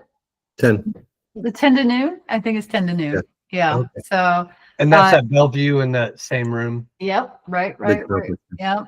The conference room. All right. And yeah, Dave can bring donuts. I've just been voluntold. I don't know, man. Just donuts always seem like the answer. But yeah, so and have you got your book, Stan? Do you have your book, Writing Better Lyrics book? Okay, so you'll need to stop by the office and pick that up. Mm. Okay, Josh, how about you? How you doing up there? I'm doing. Did you find this valuable at all? Absolutely. Yeah. Wrote down some notes, and actually while he was talking, something hit me. So I actually started writing a few lyrics. Wow. So Oops. Banging. Yeah, the one thing I want everybody to know is just like it's a new discipline, and it's going to be hard to integrate into your life, as any new discipline is, but the value in it is very much a healing thing that, like I said, when you come to the end of the day and you're stuck with yourself and you're trying to process what's going on, just start writing. Just start writing. You don't have to write a song. You don't have to write a poem. It doesn't have to rhyme. Just start writing. Because eventually you're going to look at it, like we said, differently. You won't feel it emotionally because you'll be reading it.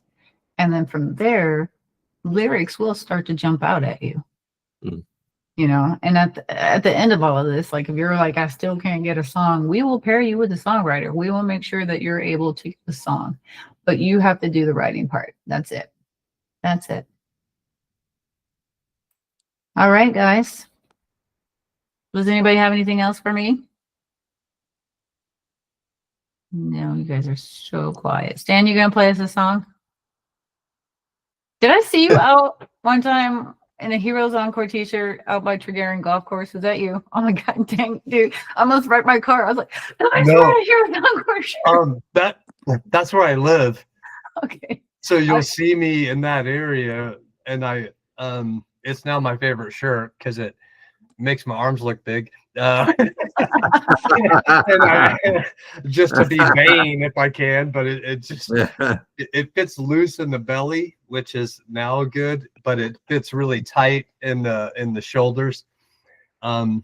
So and the Army was very I'm very grateful that the Army cared about my shoulders enough to make them bigger, you know. Yeah. So I get to walk around to, you know.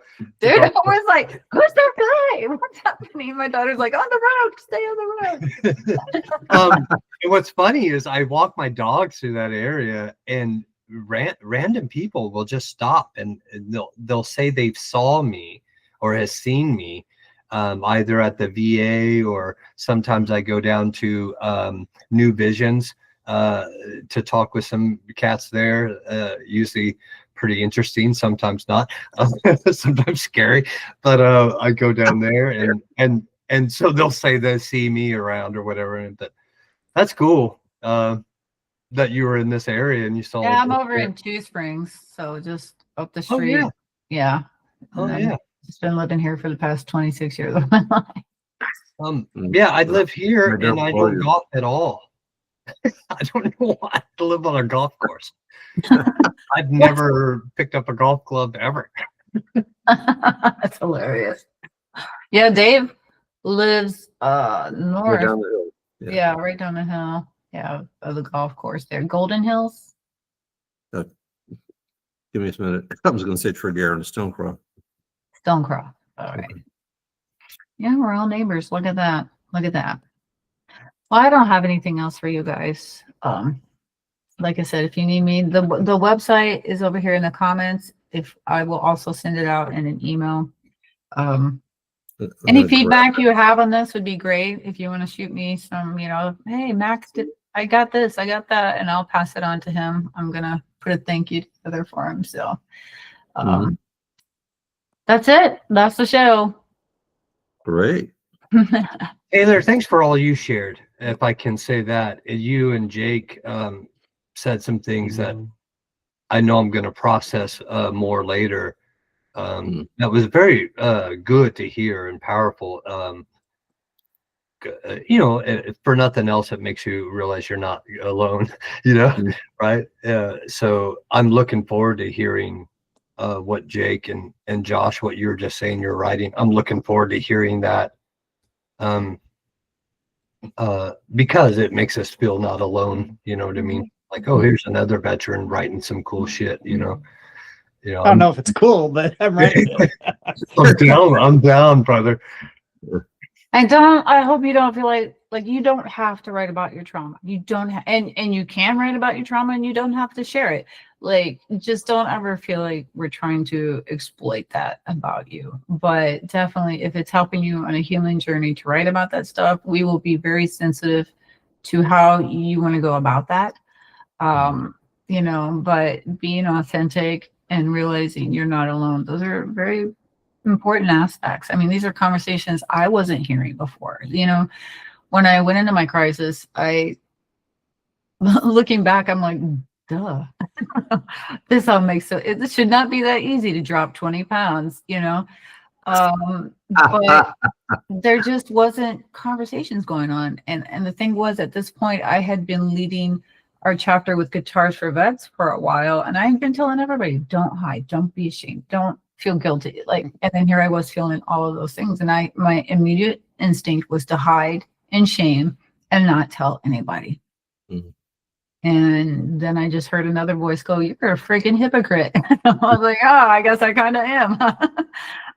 And being surrounded by guitars, I was like, it's my job to speak about it. And so I went on Facebook Live and I was like, "Hey guys, guess what? I'm pretty screwed up and I'm going to say fuck a lot because I'm in a bad mood and I'm in a bad place. And now I've lost 30 pounds.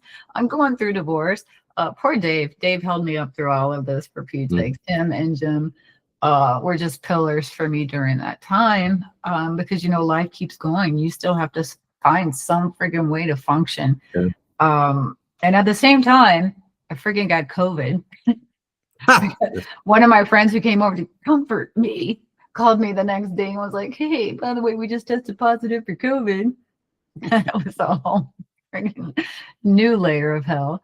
But I do appreciate that you receive my experience, and find value in that because I won't lie, I laid in bed till 11 o'clock this morning feeling so freaking depressed and feeling like I'm failing everybody. This is a waste of time. I'm lying about everything. I'm spiraling, and that's just still me healing. And that's something that I hope all of you guys will still remember is I'm still going through it with you. I'm in the trenches with you. And I will never deny that to you guys. I will be vulnerable. I will share the resources because I don't want anybody to feel alone in this. If I can say, Taylor, you absolutely are letting us all down. You just suck so hard. I'm like, that's the most ridiculous thing because you're so awesome, and and I appreciate you. So it doesn't matter how awesome I am. My brain will never believe it. I know. It's like a filter we have, right? Where I can hear all the negative shit, but someone will say, "Man, something really cool and positive," and I forget it the second they say it, But what I will hold on to is, something they just said in passing. But when I'm around veterans, I don't feel that way because we bust nuts, we rip each other, and so coming from like you or Josh or some, Anna, I would take it like, oh man, that was a compliment. Josh told me I suck. It's because he cares about me. He cares about me. Yeah. The abuse means he loves me. And that's probably part of a trauma response too. Okay, that's trauma bonding. It's like a verbal punch in the shoulder, right? Yeah. I understand what you're saying, though. There's authenticity and a trust that it's not equal. It's not with all veterans, so still be picking about your circle. But definitely we hope that we're building a network here that you guys can find that camaraderie and that support, and that we do establish that sense of trust amongst each other, that we can speak, constructively when asked.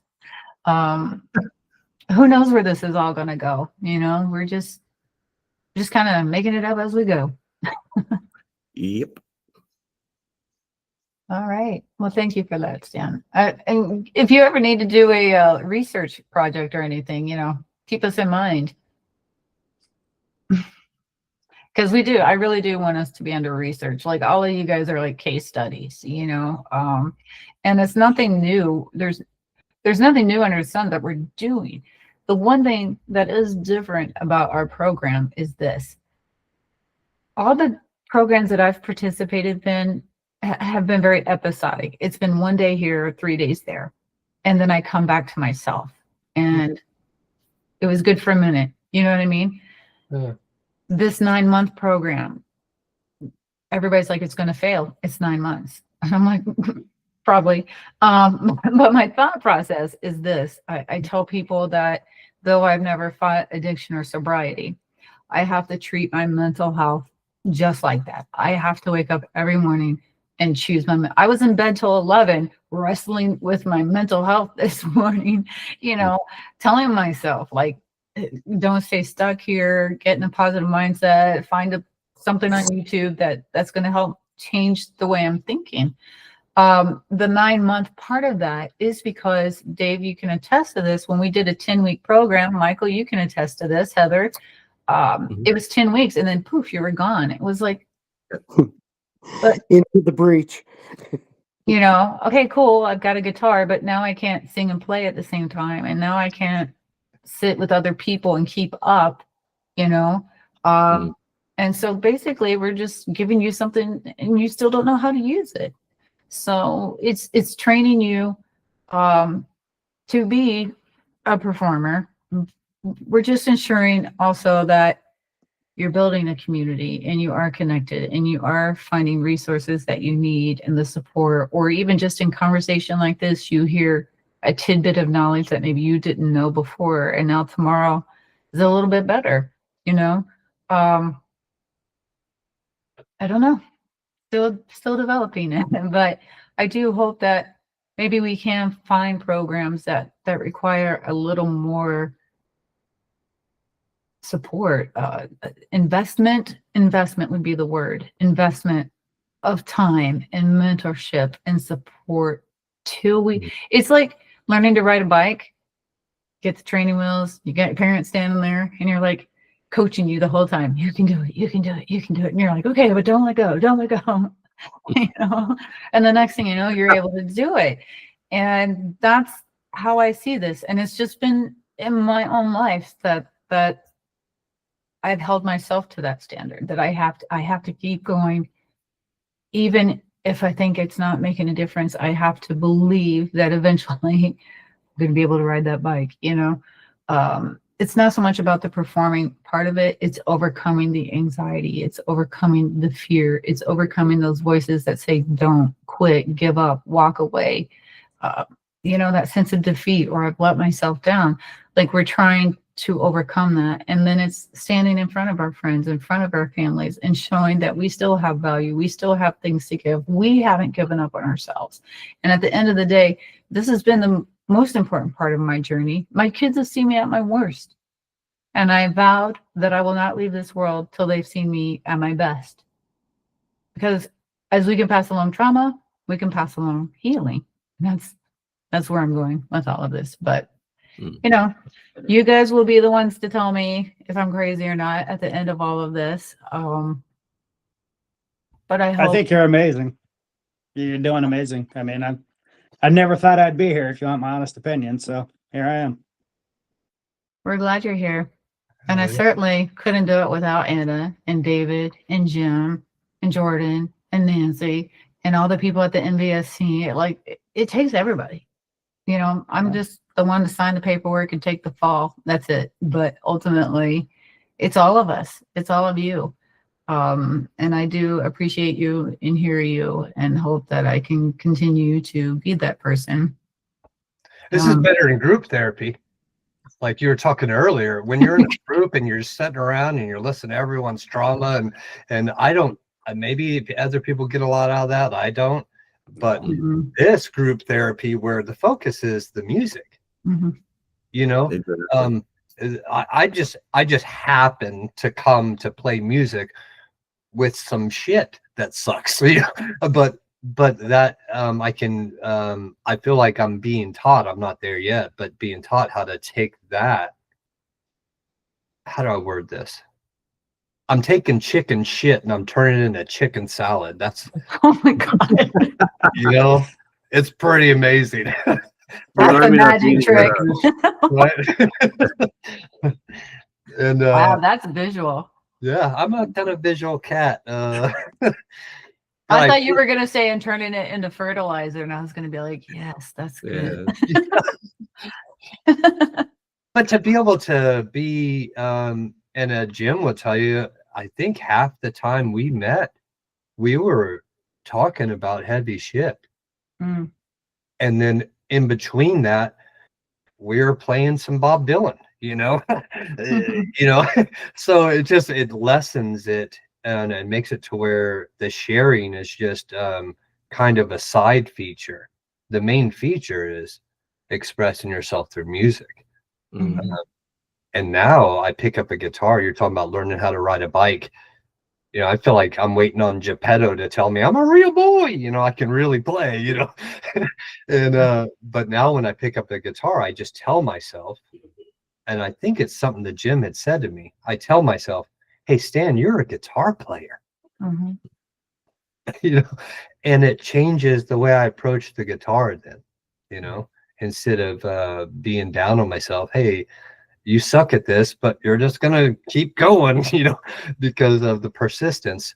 But I feel like with trauma too, it makes us isolate ourselves.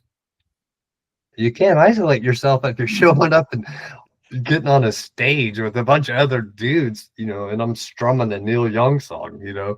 Yeah. You know, there's no way to hide. Well, you know, it's not a cure-all, that's for sure. But when you think about learning anything new, your brain changes. The new neural pathways, you know, and then the positive chemicals, the dopamine, the oxytocin, and then the social aspect of it. You're feeling a part of a network. You're feeling a sense of belonging. So, you know, when those issues come up, then perhaps you're in a better place to face those challenges, those feelings, situations a little bit better. Not always. I mean, Jesus Louise, look at all the rock stars out there, not with happy endings, you know? Yeah.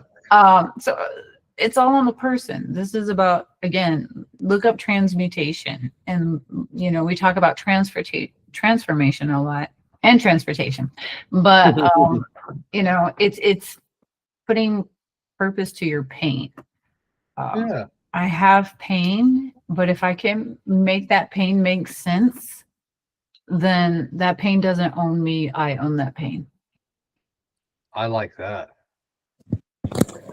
Not only that, but frequencies are proven to heal. And when you're strapping on a guitar, it's like a big hug and frequencies going. And you could be totally distracted, but strumming and you're feeling better.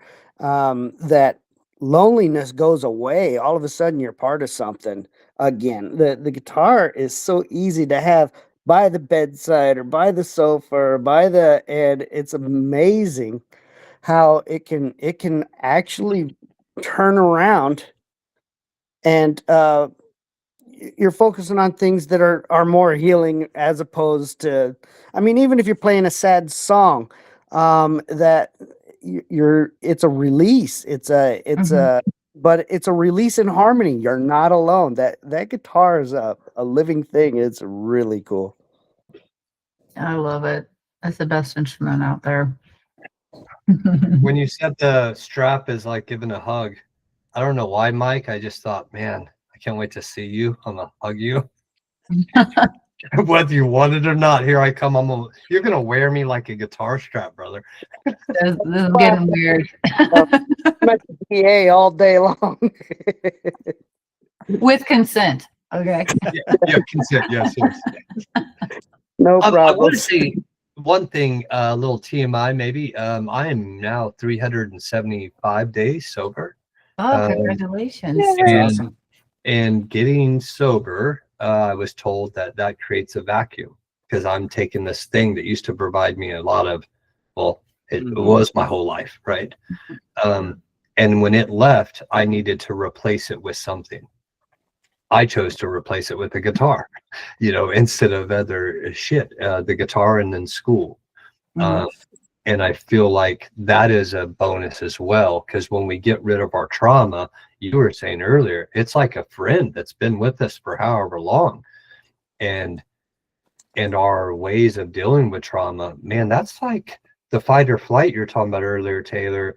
That becomes, oh man, this is just my personality. Why would I want to get rid of this thing that's kept me alive for however long? So to set that down is a real mind fuck, but to set it down because I need to pick up something else like music, and like this camaraderie we're having here where I tell too many jokes, that's very therapeutic, in its own right. This is the point where I realize I've talked way too much. No. You're fine. You're fine. I would agree. What I've learned in my own path has been, if I really wanted to hurt somebody, I'll never say, "Oh, I hope somebody treats you the way you treat me." I would say, "You know what? I hope you heal, because that shit is hard. That shit is painful." That's fucking wrong. I never want to go through a healing journey again, ever. I was like, you know what? Maybe embracing toxic behaviors is fine. I don't know, but getting to know the healed part of me. So my name is actually Peggy, and you'll hear people call me Peggy, but I took on Taylor for a lot of different reasons, but one of which was Peggy owns all the pain, all the trauma, all the shit in my past. Taylor is the future. Taylor is the performer. Taylor is the positive, healed part of me going forward. And that's this program. That's what I'm trying to teach you. Again, that two things can be true at once. I can lay in bed till 11. I can have a panic attack in the middle of an airport, and then I can go on stage and play songs for you. Don't ask me why, but that's just what we do. That's the power of music. And so hopefully, at the end of this, I hope that's what you walk away with. That in the places where you couldn't show up before, but you wanted to, or you wouldn't let yourself, that this healed part of you comes out and says, you know what? This part of me can hang out back here, because for this little while, I can let this part of me come forward and do this and enjoy this and be happy about this. We don't have to stay stuck. And you're never going to learn that through these other forms of therapy. When you only get 1 hour with this person, or you have to try this medication and wait 12 weeks for it to work, or anything like that. This is like immediate. We're immediately here. You can reach out. If you need help. I mean, I've been the person that needs help. I've needed help. Dave's helped me. I've called him how many times? Like, Dad. Innumerable, yeah. But life's never gonna start treating us like a punching bag. Like, it's just always gonna try to one up us. But we can fight back. We can fight back in groups. Mm-hmm. So now I'm doing all the talking. Anna, you've been so quiet tonight. Tell us about your trip. Tell us about your trip. I can't hear you. Can't hear you, Anna.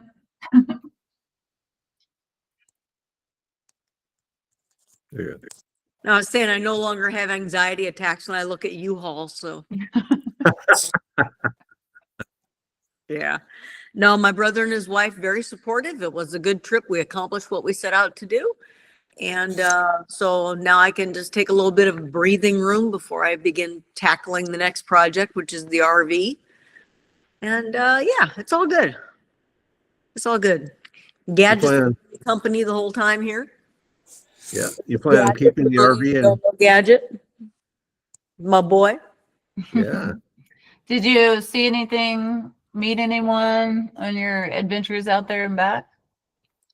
No, I was a little worried that my brother would not get the down home earthiness, rough around the edges that were my people and my tribe in Truth or Consequences, but he totally integrated with them just great. Not a problem at all. And visited one of the hot springs there, soaked for a couple hours. That was nice. Was you know, that on the river soaking with the lasers all over the cliff on the opposite side, and beautiful lighting and plantings, and it was really nice. But just got done way quicker than I thought we would. And, you know, I'm sitting here looking back at all the anxiety and all the stress I felt going into it. And I'm wondering, why was I so worried about it? So. I don't know. Why do our bodies do that? I don't know, but I was totally conditioned. Every time I saw a U-Haul, I was like, oh my God, here we go. Well, I'm very proud of you, and I'm very happy to hear that you were able to close that chapter. But I think it's so cool that you lived in a place called Truth and Consequences, because until I met you, I never knew that place existed. Yeah. I remember when I was getting divorced and I had sent my husband to live there in the vacation house, and the judge asked him, state your name in your hometown. And he says, you know, Doug Ash, and I live in Truth or Consequences. And the judge just stopped, just deadpan. He was like trying so hard not to lose it. And I was like, yeah, the irony's lost on him, Your Honor. It's like, That's too bad. yeah.